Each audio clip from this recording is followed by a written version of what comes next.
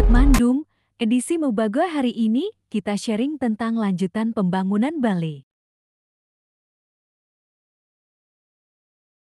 Sahabat Mandum, inilah lanjutan tahap selanjutnya pembangunan Balai Daya Aleba. Di tahap ini, masih pada penguatan ampak dan pondasi bangunan. Ini, untuk bakal tiang yang akan menjadi penyangga bangunan nantinya.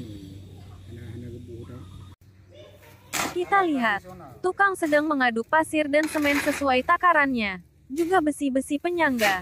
Sudah dipersiapkan sebelumnya. Selanjutnya, pengecoran bakal tiang. Nantinya, akan dilanjutkan dengan cetak tiang.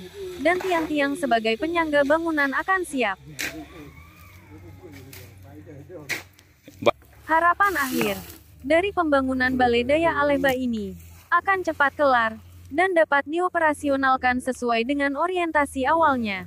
Bagi pihak yang memiliki kepedulian dan ada niatan untuk donasi, dapat mengontak pengelolanya di konten ini. Untuk lebih konkret, pembangunan Balai Aleba ini, simak tayangan part 2 ini hingga akhir.